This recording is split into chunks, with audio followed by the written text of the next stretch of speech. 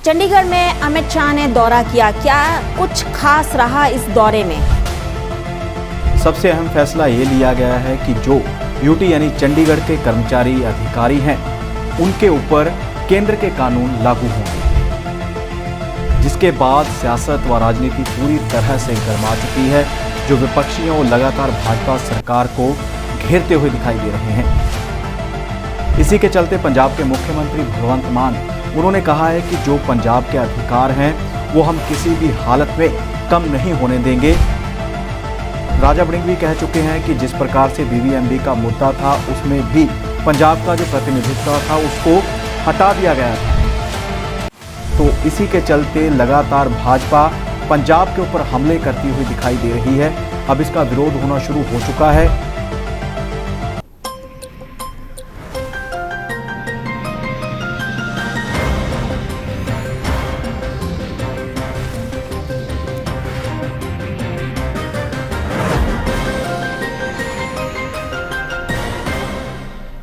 नमस्कार, D5 channel Hindi के programme खुलासा न्यूज़ का में मैं वंदना आप सभी दर्शकों का स्वागत करती हूं।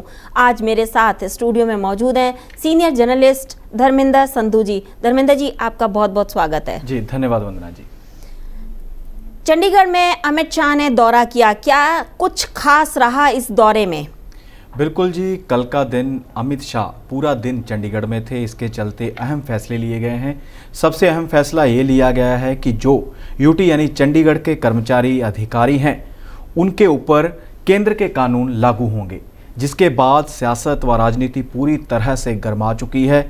जो विपक्षियों लगातार भाजपा सरकार को घेरते हुए दिखाई दे रहे हैं। इसी के चलते पंजाब के मुख्यमंत्री भगवंत मान उन्होंने कहा है कि जो पंजाब के अधिकार हैं वो हम किसी भी हालत में कम नहीं होने देंगे।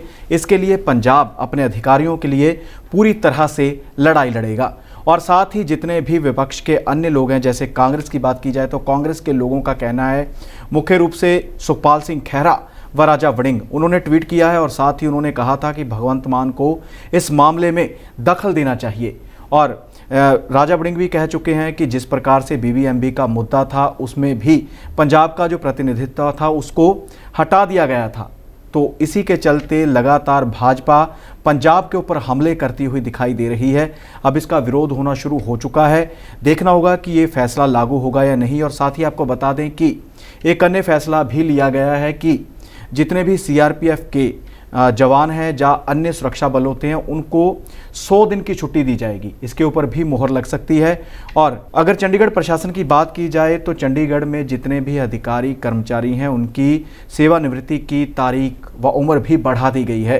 पहले 58 साल तक वो रिटायर होते थे। अब कल जब अमित शाह आए तो उन्होंने ऐलान किया कि 60 साल की उम्र के बाद ही जो अधिकारी कर्मचारी हैं उनको रिटायर किया जाएगा। ट्रेड यूनियन की हड़ताल चल रही है, इसका कितना असर पड़ेगा? बिल्कुल वंदना जी, काफ़ी लंबे समय से ट्रेड यूनियंस की काफ़ी मांगे थी जो अभी तक लंबित हैं, जिसे लेकर लगातार ट्रेड यूनियन सरकार के खिलाफ प्रदर्शन करती हुई दिखाई दे रही थी। लेकिन उन्होंने अब पक्का मन बना लिया है, 2 दिन की हड़ताल शुरू की है।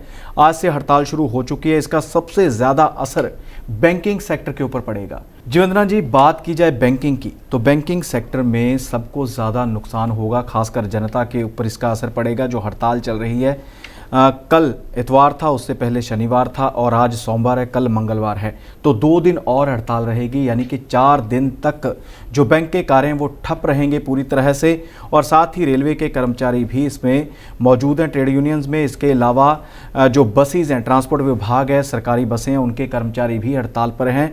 तो जनता का जो जनजीवन है वो काफ़ी जो है ठप हो जाएगा। लोग आ जा नहीं सकेंगे, प्राइवेट व्हीकल्स के ऊपर ही उनको निर्भर करना पड़ेगा। और बैंक तो आप हो सकता है कि कल तक या आज तक जो एटीएम है उनमें भी पैसे खत्म हो जाएं। कारण यह है कि जितने भी एम्प्लॉइज हैं वो हड़ताल पर चले गए हैं। हिमाचल में आम आदमी पार्टी का क्या भविष्य है? बिल्कुल वंदना जी, आम आदमी पार्टी की बात की जाए तो आम आदमी पार्टी पंजाब में सरकार बना चुकी है और बड़ी लीड के साथ आम आदमी पार्टी ने पंजाब में जीत हासिल की है।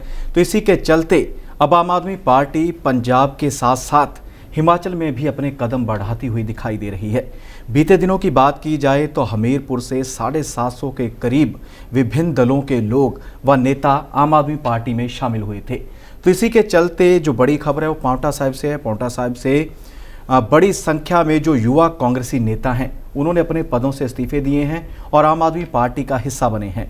और साथ ही हिमाचल प्रदेश के मुख्यमंत्री जयराम ठाकुर ने दावा किया है कि फिर से हिमाचल प्रदेश में भाजपा की सरकार बनेगी।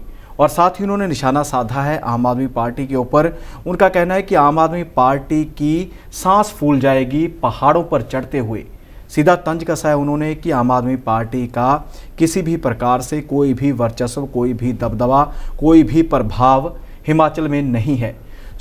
देखना होगा कि आम आदमी पार्टी को जिस प्रकार से पंजाब के लोगों ने विश्वास करते हुए सत्ता में लेकर आए हैं, उसी प्रकार हिमाचल प्रदेश के लोग आम आदमी पार्टी को किस प्रकार से जीत दिलाते हैं, किस प्रकार से उसको वोट करते हैं, समय बताएगा। भगवंत मान एक के बाद एक कई ऐलान कर चुके हैं अब तक, और अभी उन्होंने हाल ही में एक बड़ा ऐलान फिर किया। क्या है वो ऐलान?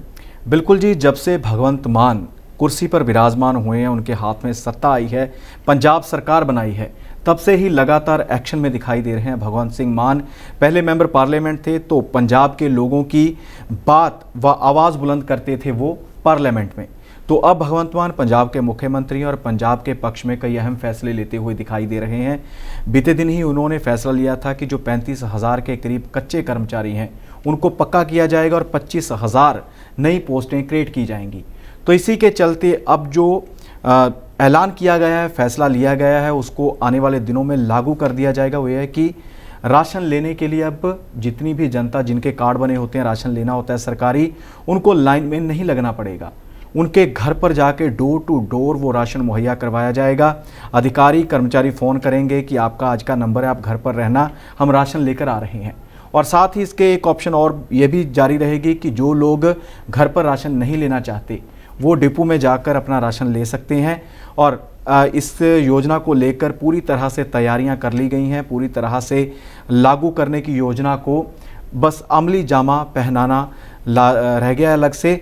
और भगवंत मान ने खुद संदेश दिया है, खुद वो सामने आए हैं, बयान दिया है कि हम दिल्ली की तर्ज पर, जिस प्रकार दिल्ली सरकार डोर टू डोर राशन देती है, डोर स्टेप पर की आपको डिलीवरी दी जाती है राशन की, तो इसी प्रकार पंजाब में भी अब राशन घर पर ही मिला करेगा। पेट्रोल डीजल की कीमतें लगातार बढ़ती जा रही हैं, इसका क्या असर देखने को मिलेगा? असर तो वंदना जी हर वर्ग पर पड़ेगा। जिन्होंने व्हीकल चलाने हैं उनके ऊपर भी पड़ेगा, जिनके पास व्हीकल नहीं है उनके ऊपर भी पड़ेगा। वो इस प्रकार पड़ेगा कि जब कोई भी सामान एक स्थान से दूसरी स्थान पर जाता है तो उसकी कीमत में इजाफा होगा। तेल पेट्रोल की डीजल की कीमतें बढ़ती हैं तो जो आवाजाही के साधन हैं, व्हीकल हैं, उनकी भी उतनी ही लेबर लगती है, उतना खर्चा बढ़ जाता है। इसलिए महंगाई की मार भी लोगों के ऊपर पड़नी लाजमी है। तो इसी के चलते पेट्रोल डीजल की बात की जाए तो पिछले शायद दिनों में 5 बार कीमतें बढ़ चुकी हैं। 80-80 पैसे तक कीमत बढ़ाई गई थी और इसके बाद अब जो ताज़ा कीमतें बढ़ाई गई हैं वो है कि पेट्रोल 50 पैसे प्रति लीटर महंगा हुआ है और डीजल 55 पैसे प्रति लीटर महंगा कर दिया गया है। और पेट्रोल दिल्ली की बात की जाए, हमारी राजधानी है, तो वहीं से जो कीमतें तय होती हैं तो दिल्ली में अब 3 रुपये 70 पैसे महंगा हो चुका है पेट्रोल और 3 रुपये 75 पैसे डीजल महंगा हो चुका है। दिल्ली में 99.11 रुपये यानी 99 रुपये के करीब जो है पेट्रोल पहुंच चुका है, 92 रुपये के करीब जो है डीजल की कीमत पहुंच चुकी है। पीवी सिंधु ने स्विस ओपन का खिताब जीत लिया है, किसके साथ था मैच? बिल्कुल जी, पीवी सिंधु बैडमिंटन की खिलाड़ी है। भारत का नाम कई मुकाबलों में, कई प्रतिस्पर्धाओं में रोशन कर चुकी है। तो इसी के चलते अब एक बार फिर देश का नाम रोशन किया है। पीवी सिंधु ने स्विस ओपन खिताब जीता है उन्होंने। बता दें कि स्विस ओपन जो है सुपर 300 टूर्नामेंट होता है, उसमें थाईलैंड की खिलाड़ी को उन्होंने बड़ी मात दी है। थाईलैंड की बुसानन नामक जो खिलाड़ी है उसको उन्होंने हराया है और देश का नाम रोशन किया है। अमरनाथ यात्रा शुरू होने जा रही है, इसका रजिस्ट्रेशन शुरू हो गया है, कब से है ये रजिस्ट्रेशन? बिल्कुल वंदना जी, शिव भक्तों के लिए बड़ी खबर है। जानकारी है कि बाबा बर्फानी के दर्शन वो अब इस साल कर सकेंगे। बता दें कि 30 जून से अमरनाथ यात्रा शुरू होने जा रही है। इससे पहले एकदम से इस यात्रा को बंद कर दिया गया था। जब जम्मू कश्मीर से धारा 317 हटाई गई थी, उसे केंद्र शासित प्रदेश ऐलाना गया था, तब से ही बीच में ही इस यात्रा को रोक दिया गया था। उसके बाद महामारी के दौर से हम गुजरे हैं। 2 साल तक ये यात्रा बंद थी, लेकिन सांकेतिक रूप से यात्रा जारी थी, कुछ लोग जा सकते थे।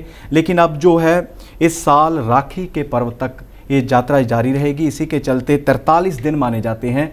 आज 30 जून से लेकर रक्षाबंधन के पर्व तक 43 दिन तक ये यात्रा जारी रहेगी। ऐसे ही ये परंपरा चली हुई है और 2 अप्रैल से इसके लिए रजिस्ट्रेशन होगी। और साथ ही जो प्रशासन है उनकी ओर से यह भी कहा गया है कि कोविड के संबंधी जितने भी नियम हैं उनका पालन करना होगा, रजिस्ट्रेशन करवानी ज़रूरी होगी, तभी भक्त बाबा बर्फानी यानी अमरनाथ यात्रा में जाकर भगवान शिव भोले के दर्शन कर सकेंगे। धर्मेंद्र जी, विभिन्न खबरों पर अपना प्रतिक्रम देने के लिए आपका बहुत बहुत धन्यवाद। जी धन्यवाद वंदना जी। कल फिर से आपके सामने ताज़ा तरीन खबरों के साथ हाजिर होंगे खुलासा न्यूज़ का में। तब तक के लिए नमस्कार।